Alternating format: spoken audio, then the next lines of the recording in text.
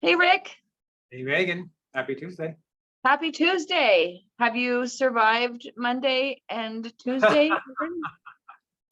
I'm still here. Yeah, so far so good. So yesterday, the stock market was the worst that it's ever been since 1928 or something, right? After a while, I don't even look at it. Yeah, it was I not a good. know.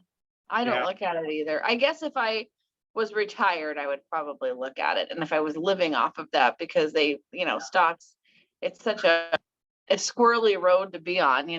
Things went down about what, 20% yesterday. I didn't even look. I knew it was bad. So when it goes like that, I don't tend to look at it. Yeah. I But it don't will think that's a recover. bad strategy. Yeah, it will recover though. I mean, you Yeah. can't base everything on one day, but Maybe uh, it's a good time to buy stocks when they're down. I think it's a good time to buy certain stock funds for sure. Mm-hmm. Mm-hmm. No doubt about All that. right. We're not talking about inflation today because we said everybody's eyes will roll back in their head because it's just I so much inflation talk. Let's talk about some know. unconventional solutions to get through the hump of the rate sort of shock. So Yeah, we've got some ideas. So you and I were going to talk about your idea of the 2-to-1 or the 1-to-0 buy down. yeah. So this goes back to the old days. Hold on, everybody should get a pencil and a piece of paper because I know I have my notes on here. Some questions for sure. Yeah. So this goes back to the old days. I can't recall how many years ago. I'm thinking 80s, 90s, Mhm. the 80s when rates were even higher than they are now. Did you say that was the old days? Okay. My kids think I'm really old, so I guess it would be old days. Yeah. Yeah. All right. But the old days rates were over 10%. So there we go. Yeah. Way over 10%. So in this kind of market, I think buyers have a certain amount of sticker shock because Mhm. these rates went up much faster than we thought they would. Mhm. So the question becomes, how do we counter that? How do we move forward, still make the housing affordable? And so the way you really do that is called a buy down. And that's what's a temporary buy down. Okay. And a temporary buy down, Megan, is much more affordable than a permanent buy down. So somebody will say, what if I buy the rate down? Well, if you're buying the rate down from, let's just say, for example, 7% to say 6.5%, that's a very, very expensive proposition. Very expensive. And you're not saving that much in payment. Right. And you'll probably refinance before you recoup even the smallest amount of what you're going to pay in that scenario. Exactly. So the better solution, though, is called a 2-1 buy down. And so what does that mean? So again, just for sake of our example, let's take a 7% mortgage rate. That's the note rate. That's the fixed rate loan, 7%. The 2-1 means the 2% off that rate for the first 12 months. So then the first 1 year of that mortgage is going to be at 5%. Mm-hmm. The second year is off 1, so 2-1. So the second year, the rate would be at 6%. And then you cap out at 7. Mm-hmm. So the idea behind that strategy, though, Megan, is that we are very confident that rates over the next 12 months will go back down again. They'll start going back down early next year, but give that time. It won't happen quickly. But around this time next year will be the best opportunity to do a refinance. Mm-hmm.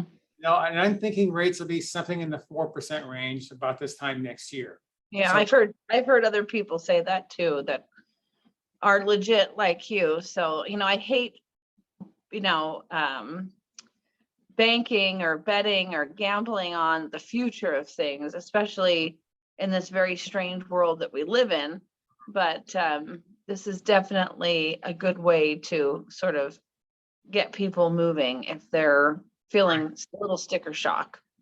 Exactly. So take that example. So again, a 2-1 buy down is 2% off the note rate for the first 12 months and 1% off the note rate for the second 12 months. 2-1 buy down. So what does that cost? Right. So the way you calculate that, Megan, you take the payment at 7%. Let's just say, for example, a $600,000 mortgage. Okay. A $600,000 mortgage at 7%. That monthly payment, and this is just for the mortgage, not counting taxes or insurance.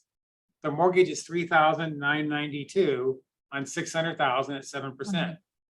So now in this example, we're going to go to a 5% rate for the first 12 months. So that payment at 5% is $3,221. That's a savings of $771 a month on payment, just like that. Yeah, so let me ask you a question. So does the borrower qualify on which rate do they have to qualify? They qualify on the start rate, which is the 5%. Okay. Great question, by the way. So yes, the great question. The answer is they qualify based on the starting payment rate, 5%. Okay. So the difference in payment between 7% and 5% in that example is $771. Take that 771 times 12 months for that year. The cost for that now is $9,252. Then the second year, take 1% off that note rate down to 6%.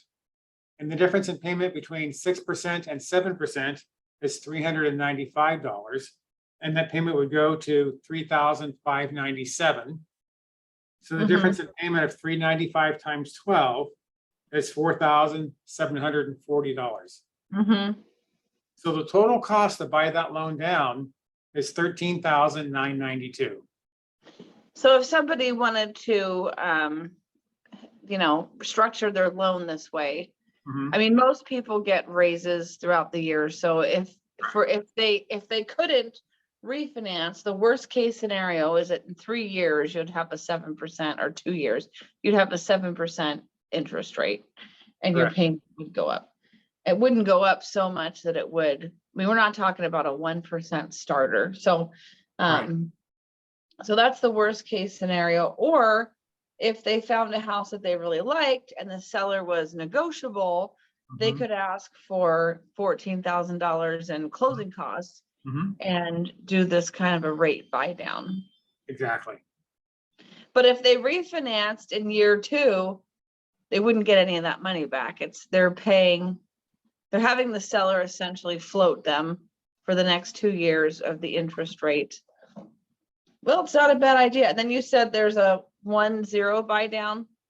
You look at the 1-0 buy down, same concept. So you take the loan at 7%, bring it down to 6% for that 12-month period. Okay, so that payment difference between 7% and 6% is $395 per month. That's 12. So the cost to buy it down to 6% in that example would be $4,740. Yeah. You're locked in at a 1% lower rate for that 12-month period. Yeah. Well, that's not bad. It's a solution to help people that because the real, problem with some of these things is that houses are still selling at these higher prices. We have a client that's been looking for years for a house, found one the other day, and sure enough, it wasn't a deal, but it wasn't going to sell for 100,000 over, but it was still going to sell for a lot of money, and somebody snatched it right up. So yeah, there's still buyers out there, and there's plenty of good buyers out there right now. Yeah. And so I think if we're just smart about how we go forward with this and make housing more affordable, it's just really a win-win. Yeah, good. All right. Well, thank you for explaining that to us today, and we'll just put that tool in our pocket. Yeah, for sure. It's good stuff. All right, Rick. We'll see you next week. I can see ya. Bye. Bye.